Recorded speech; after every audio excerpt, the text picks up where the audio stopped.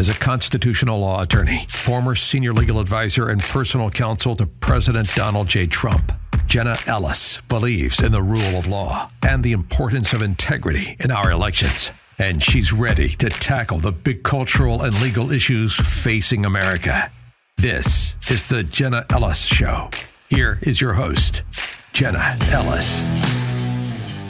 Hello, friends, and welcome to another episode of the Jenna Ellis Show. I'm Jenna Ellis, and a lot of things are happening across the country, especially in red states, that we are questioning how could that possibly happen.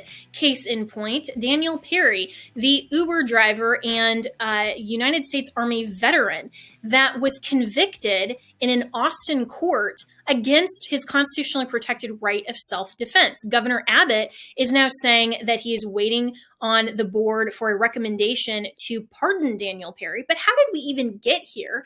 And how can conservatives genuinely implement not only policy, but use the power of elected office and the power of the rule of law to stop things like this from even occurring with Soros-funded DAs? Well, my good friend, Colonel Allen West, will join me in just a moment to talk about this case and a whole lot more and unpack why it feels like conservatives and Republicans are always on the defense. Well, let's go on the offense right after this. With inflation, the banking world collapse, and everything that Joe Biden is doing not to protect America, you need to make sure to secure your financial health, especially in retirement. And hey, if you're a millennial like me, that actually is sooner than you think. You need to start now, even if you are a millennial or a Gen Zer, to make sure that your financial health is actually healthy when we get to retirement. And Legacy Precious Metals has a revolutionary new online platform that allows you to invest in gold and silver online in real time. In a few easy steps, you can open an account online, select your metals of choice, and choose to have them stored in a vault or shipped right to your door. You'll have access to a dashboard where you can track your portfolio growth in real time anytime. You'll see transparent pricing on each coin and bar, and this puts you in complete control of your money. The platform is free to sign up for. Visit legacypminvestments.com and open your account and see this new investing platform for yourself. Gold hedges against inflation and against a volatile stock market. A truly diversified portfolio isn't just more stocks and bonds, but different asset classes. This brand new platform allows you to make investments in gold and silver, no matter how small or large, with just a few clicks. Visit legacypm.com to get started. You can download the free investor's guide, and you can also call Legacy PM Investments to talk to a portfolio expert to get expert answers to your to customize your personal portfolio. So visit legacypminvestments.com to get started. Tell them that Jenna sent you.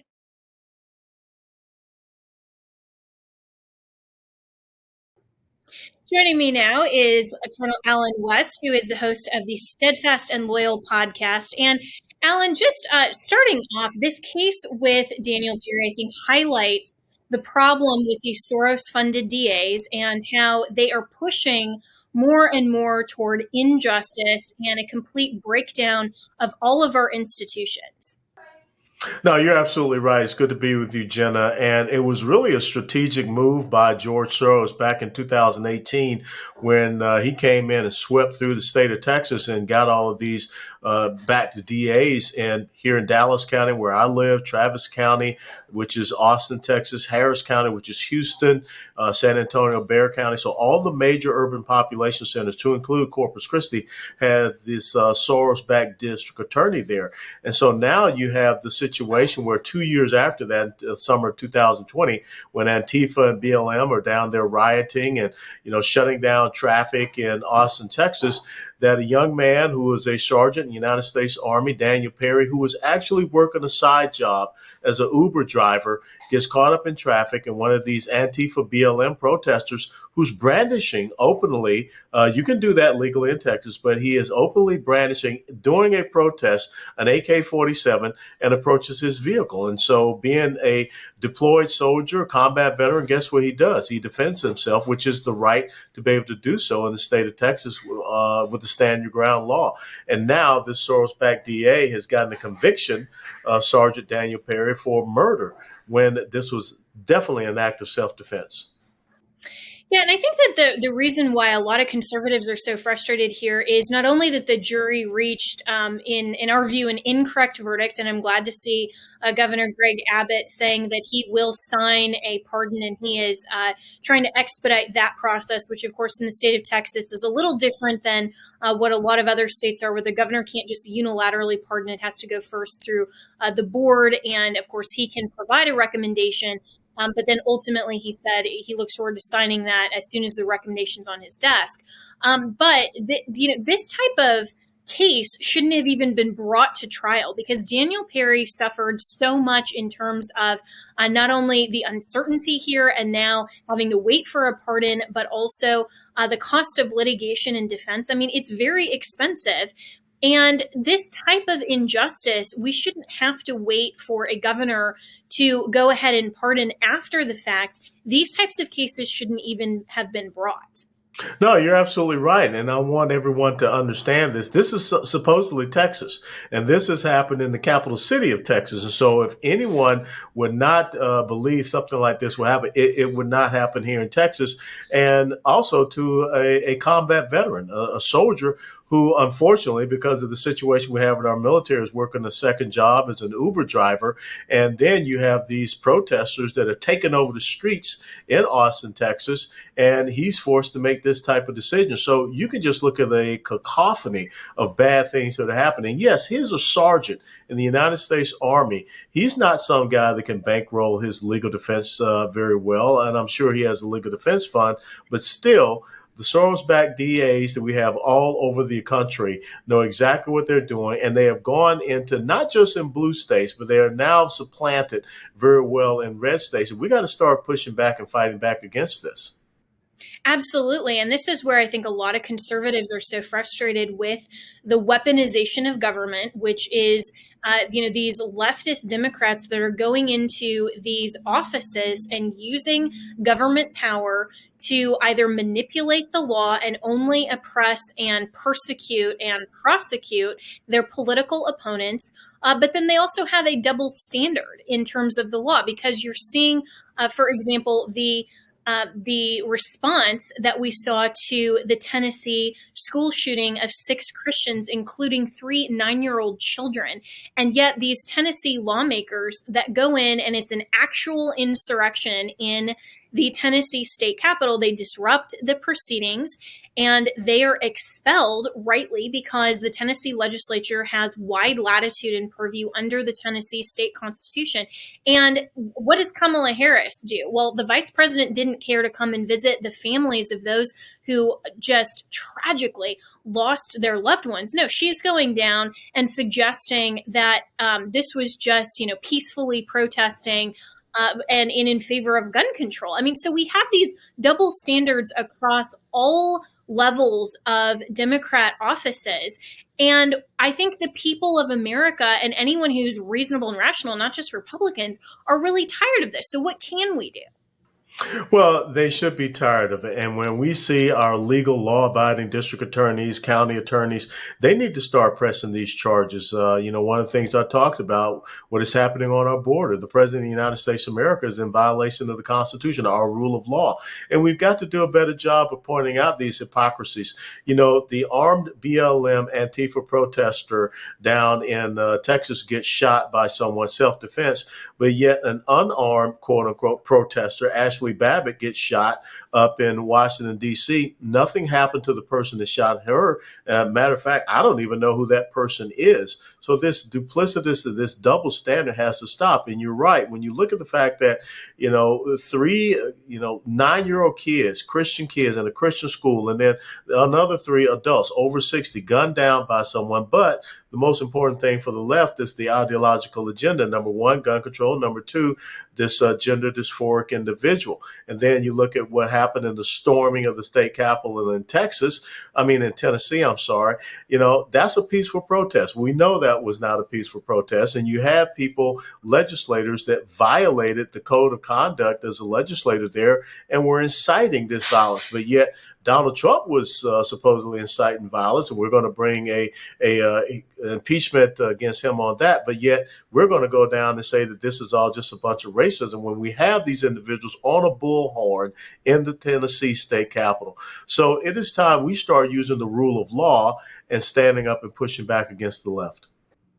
Yeah, and I'm really tired of all of these double standards and the Republicans that are caving to these, obnoxious name calling, like, oh, this is just racism, this is just transphobia, this is just bigoted, this is, whatever they want to call it, and then Republicans back down and just say, oh, okay, well then, we're going to probably let these, Tennessee lawmakers back into office. I mean, that's some of the reports are suggesting that that's actually going to happen, which is ridiculous. But Alan West, you made a great statement, and I believe this was last week, and I'm going to read this.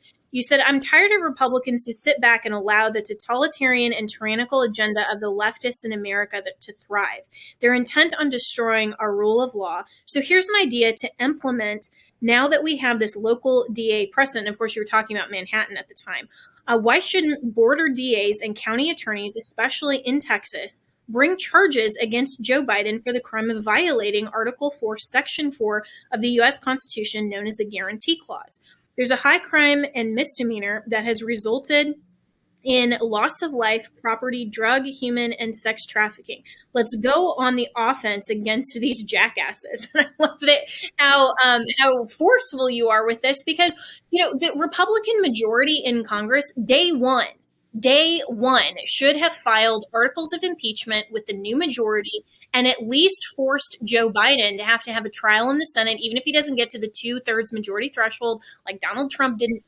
Because we have this fake impeachment twice of Donald Trump, and yet now when there are actually substantive high crimes and misdemeanors that Joe Biden is guilty of, we can't even get it together to impeach him because, we don't want Kamala Harris or some other, ridiculous defense because of the weak Republicans. When your opposition knows that you're reticent in taking action, when they know that you operate in a realm of fear, they're always going to use that to their advantage. And that's a gap by which they can exploit. It's just the same as in the combat zone. When our Taliban and whoever knew our rules of engagement, they would use that to their advantage. Well, if our rule of engagement is that we don't want to prosecute these leftists because we don't want to get a bad news story in the Washington Post or the New York Times. We don't want to be called names. They're already calling you names. They're already doing all of these things. So why don't you, fight standing instead of kneeling in subjection and subjugation and appeasement and compromise? That's what people are so frustrated about with the Republicans. It just seems that they don't know how to fight and they're not willing to fight. And why should we give them these majorities when they sit around and do the same thing always? They have a bunch of hearings. Nothing ever happens. Andrew McCabe, FBI, Peter Strzok, Lisa Page, FBI, all of these people that were involved in the Russian hoax, nothing happens to them. Hillary Clinton, destroying government property when she's supposed to turn all these computers and take, nothing ever happens to anyone. And so folks are sick and tired of it, especially when you see the blatant disregard of this president, Joe Biden, and what's going on at the border, where Americans are losing their lives, where people are having their property destroyed because of his policy. Yeah, and I think you're absolutely right to bring up the border and bring up the powers of local office that Republicans do still control in the majority of states. I mean, we have majority Republican state legislatures throughout the country. We also have a Republican majority in Congress now. And yet it seems like we're always playing on defense. And we're always saying, okay, we'll just litigate when Joe Biden does something bad and we'll try to stop him, or we'll try to defend ourselves from, these Soros funded DAs or the weaponization of government across licensing professions or, across all of these other types of cases that they're bringing against conservatives simply because they don't like our actions or they don't like how the law is framed. And yet we never seem to have a strategy to get it together to use the power of office for how it's intended. I mean, not to just implement, some other kind of extreme lawfare on the other side. We don't need to be activists. We don't need to circumvent the rule of law or manipulate it. We just need to enforce it. And so, where are the district attorneys in local state offices? Where are the governors, other than, Ron DeSantis is doing great in Florida, and I think that needs to be the model. But why hasn't Greg Abbott, for example, in Texas, stood up firmly against this kind of thing and against this Soros funded DA in Austin before he had to finally just say, okay, now that the verdict has gone terribly bad, I'll step in and try to pardon this guy after, 2 years of hostility. Well, again, you come back to reacting and not being proactive, being on the defense and not being on the offense. The minute that Antifa showed up down in the state capital, Austin, Texas, and they had this violent uprising where they shut down the streets, we should have designated them as a domestic terrorist organization. Governor Kemp in Georgia, when you have Antifa and BLM and all of these people going out and attacking a police training facility, using Molotov cocktails or firing upon law enforcement officers, you declare them a domestic terrorist organization. And then you start to peel the onion back. You find out their financing. You find out their leadership. You put them in prison for that. That's what we have to start doing. And who cares if the left, rants and raves or throw themselves in an apoplectic fit on the floor? That's what you want. You want to go on offense and cause your enemy to get off of their decision cycle, which they keep dictating to us. And so hopefully, we'll see something different. We should pass laws that don't allow these leftist DAs in our respective red states to be able to do what they're doing, because we're losing the major urban population centers, and that's how you end up losing a state. California used to be a red state. Oregon used to be a red state. Washington used to be red states. But when they concentrate their power in these major urban population centers, being in the state of Washington, King County, or in the Portland area and Eugene, Oregon, or as you see down in California, or as you're starting to see here in Texas, that's how we end up losing our red states. So we've got to go behind enemy lines and fight them. And you're right. This is not about frivolous lawsuits or things of this nature. It's about using the rule of law against them.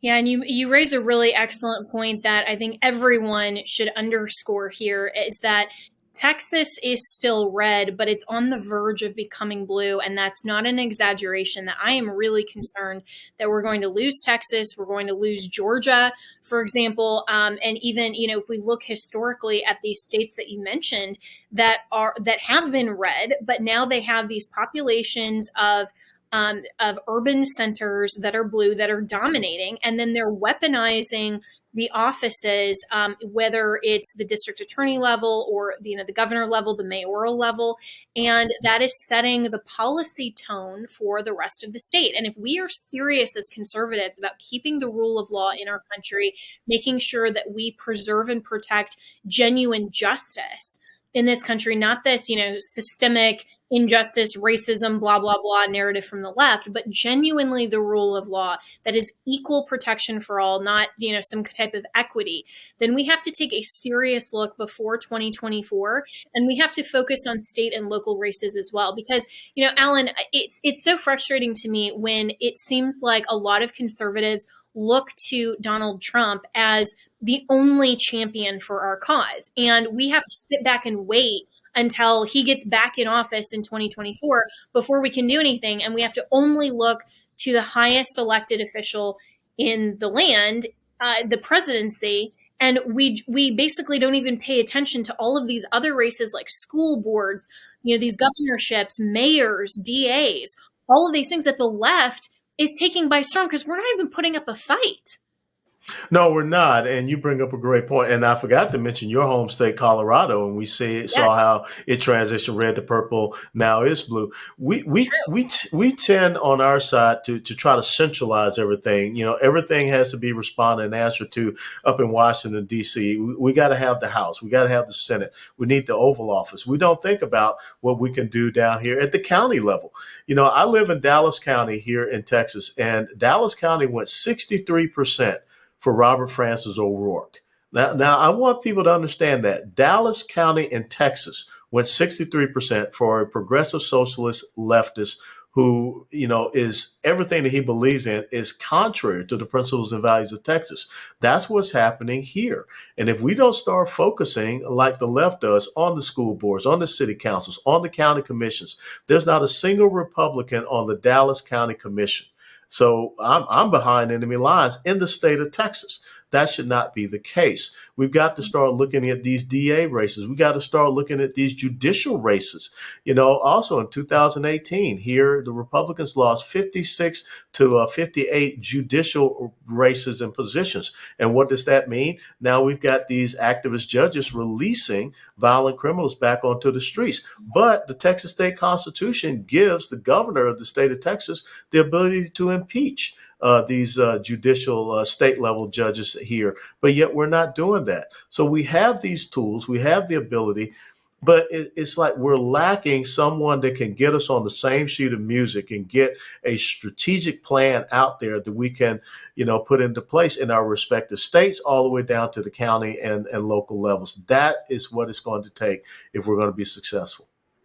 Yeah, and that's really the bottom line, is that there doesn't seem like there's a cohesive strategic operation and plan. And one of the most frustrating things that I've observed in my time in Washington, and then even in Colorado on the local level, where I was very involved in politics there before coming to DC, is that there isn't this cohesiveness. There are a lot of different sort of bifurcated and branched out different organizations, most of them very well-meaning nonprofits, that have certain agendas that are based on how they fundraise. And, they try to still have fundraising and donors basically through earned media and saying, oh, look at what we're talking about. But do they actually accomplish anything? And no one is really coordinating the agenda for the states, mainly because conservatives never can agree. And the one thing that the Democrats do very well is just go along with what their top-down agenda is told to them. And so they get their marching orders and they run with it. But we just like to argue, which, of course, is not necessarily a bad thing. I would hope that conservatives are a little more well-informed on our policy perspective. So, of course, we have opinions. But at the end of the day, we all need to get on board with what we can accomplish. And it shouldn't matter who gets the credit, as Ronald Reagan always said. And we need to have a more strategic plan, state by state, but also office by office. I mean, you mentioned the judiciary as well. I mean, look at Wisconsin.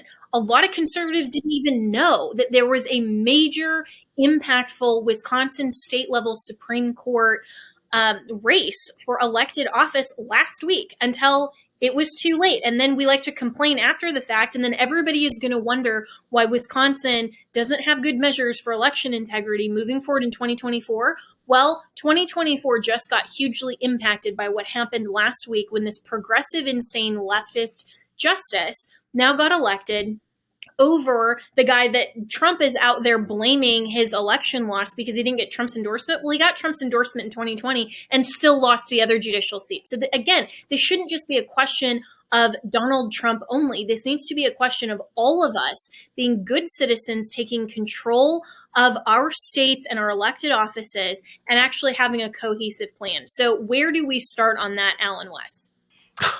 Wow, you just unpacked a whole lot of stuff. First and foremost, where's our George Soros? Where's that person that's going to finance, the critical movement here on the right side? Where are the critical organizations that are going to go out there and get it? I work with the American Constitutional Rights Union. That's one of the things we try to do is get out and talk about the election integrity, talk about the First Amendment issues, Second Amendment issues. But again, we need to have someone that's off in some type of strategic center. You got the AEIs, you got the Heritage and all these people, but they're not the ones that are coming out and saying, oh, let's change the lexicon. Let's talk about gender reaffirming care and all of these things. Where are our people that can help us to dominate the narrative and help us to, once again, win back the language? Once upon a time, a rainbow was God's promise to man, to Noah. And now all of a sudden, look at what the rainbow has become. So they're very good at manipulating the language. They're very good at creating these symbols. And slowly but surely, incrementally, they are changing our culture. 5 years ago, who would have ever thought that a biological male would be swimming against females in the NCAA championship, or that a female swimmer would be attacked at a university campus by a man wearing a dress because she's talking about women's rights. Title IX. Now the Biden administration wants to go after Title IX and take that away. So we have got to have a serious strategic planning cell. I think the RNC is failing us. Donald Trump's organization, the AFP or whatever it is, that's something that they could be doing with the resources that they have. But it just seems that nobody wants to step up to the plate and do that. Yeah. And I think that there is a huge lack of not just strategy and cohesiveness, but also funding, because a lot of people in the Republican Party fundraise only to their own purposes, and that's where you get this term grifting, where people, instead of going out and having a real job and doing real work, all they want to do is fundraise so that then they can go and do their parties and their speaking engagements and their celebrity and build their following, instead of actually accomplishing. I mean, I can't think of a single Democrat operative that's not in elected office that is really a national celebrity, right? Like we have on the conservative influencer circuit. And that's really frustrating, because when you look at how they're using their funding compared to how Republicans are, we're losing the media game. We're losing our lexicon, as you said, anyways. And yet we're supposedly, trying to fundraise more than how the Democrats are going about it. So I think this is totally inverse. And what needs to happen is that we need to start to coalesce behind the organizations who are actually making concrete changes within the states and within policy, that are not just talking about it, but they're actually doing it. And this has to start on a state by state level.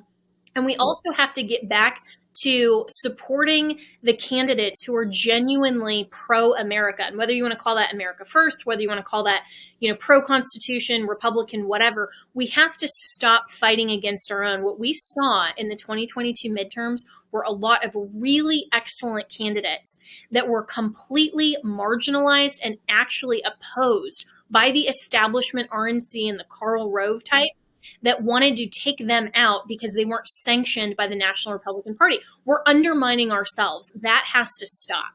So, Alan, I think you and I should have a planning session. And really what we've taken from this conversation is that, we need to start leading this effort. But I would encourage everybody who is listening to this, we need to invest more wisely. Don't just send your money to all of these win red sites that are going into some meaningless, RNC slush fund. You need to be donating only to the people that actually genuinely get things done. Don't donate, for example, to some I'm going to go out and do this lawsuit, when it's really just a fundraising mechanism to then run for a different campaign, or all of these other candidates that are clearly just running to try for president, just to try to enhance their public personality, or they're trying to fundraise because they want to get a cabinet position or something else. I mean, this is meaningless. I'm shocked that these candidates actually can get funding from people, but that's how the marketing scheme works. So closing thoughts, Alan West, on how we can tangibly start to engage some of these really critical issues, because otherwise, we're going to run out of time, and 2024 is going to be here. It's going to be gone. And we're going to say, what happened? Now is the time. Well, first and foremost, I would recommend people to read a book by former California State Senator H.L. Richardson called Confrontational Politics. Saul Alinsky wrote the book Rules for Radicals. That's their strategy. That's their playbook. We need to have some type of strategy and playbook. And I think, hopefully no one takes this the wrong way, but the German General Army was divided into two levels. There was the strategic command. They were the ones that wrote the strategic and operational plans. And then you had the field commanders. We've got to get back to having those folks that can really come up with solid strategic plans, and then pick out the 5 or 6 individuals you want on the ground that go out there and implement that and fight at that tactical level all across the United States of America, and inspire people down to the county level. We got a lot of strong red counties out there. They just need to understand what they need to do. And it's all about giving them a task and giving them a purpose, because that's where the left is beating us. They are really, decentralized in what they're doing. And we're not very good at decentralizing. We like the central control, like you talked about, the Karl Roves and the RNC and whatever. But all they're doing is just raising money so they can have fancy parties and things of that nature. We got to roll our sleeves up. We got to get down there in the mud. We got to get a little dirty, Jenna. Yeah, well, really well said. And like I tweeted the other day, the difference between Republicans and Democrats is that Democrats actually want to change the world. We need to genuinely want to change the world, not just be, influencers and fundraisers and, have the fancy cars and parties and things. We have to genuinely want to change the world. The Democrats are changing the world and for the absolute worst parts of tearing down our institutions and this whole trans ideology and agenda. They are changing the world, and we need to stop that. We are the ones that are supposed to be world changers, especially those of us who are Christians. We are supposed to engage this world to do justice, love mercy, walk humbly with our God, as Micah 6:8 says. So, Alan West, thanks so much for joining me for this important conversation. And, to circle back to the very beginning, the Daniel Perry case is just one symptom of the overall problem. When you ask yourself that question, how could this happen in the state of Texas? The answer to that is that we have to foreclose the Democrats from being able to even weaponize justice to begin with. We can't look just at the outcome and be outraged about that. We have to go all the way back to say, how did this happen and how can we prevent this at the inception, not just complain after the fact? You're absolutely right. In Romans 12:1, it says that we're not supposed to conform to the world. We're supposed to transform it through the renewing of our minds. And that's where we have to get to. We've got to be those people that transform this world and get us back to our fundamentals. Amen to that. Thanks so much, Alan West. Really always appreciate your insights and friendship, and go team. My pleasure, Jenna. Safe travels to you. Thanks.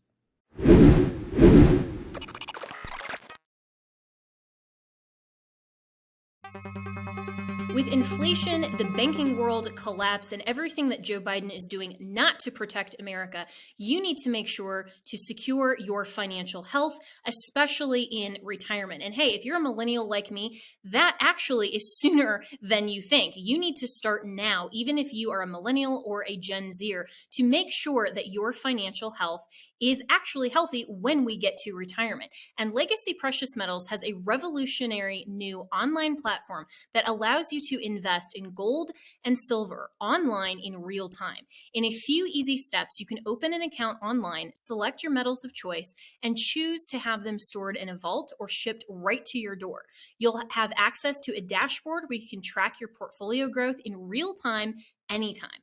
You'll see transparent pricing on each coin and bar, and this puts you in complete control of your money. The platform is free to sign up for. Visit legacypminvestments.com and open your account and see this new investing platform for yourself. Gold hedges against inflation and against a volatile stock market. A truly diversified portfolio isn't just more stocks and bonds, but different asset classes. This brand new platform allows you to make investments in gold and silver, no matter how small or large, with just a few clicks. Visit legacypm.com to get started. You can download the free investor's guide, and you can also call Legacy PM Investments to talk to a portfolio expert to get expert answers to to customize your personal portfolio. So visit legacypminvestments.com to get started. Tell them that Jenna sent you. Have you ever picked up a towel set because it felt so soft in the store, but then when you leave and you go to use it, it's not really that absorbent? It's basically a towel that is leaving you out to dry. That's why MyPillow has developed the MyPillow towels that actually work. I know, it's totally mind-blowing. Towels that actually dry you. Their 6-piece towel set includes 2 bath towels, 2 hand towels, and 2 washcloths. They come in a variety of colors. I have the sage green and the white. I love them. And right now you can receive a 6-piece set for only $39.98 with promo code Jenna. That's JENNA. So go to mypillow.com right now and click on the radio listeners special. MyPillow products come with a 10-year warranty and have a 60-day money-back guarantee. So to receive this amazing offer on the 6-piece towel set of MyPillow towels, just go to mypillow.com, click on the radio listener special, and enter promo code Jenna, that's JENNA, or call 1-800-564-8475. That's mypillow.com, promo code Jenna.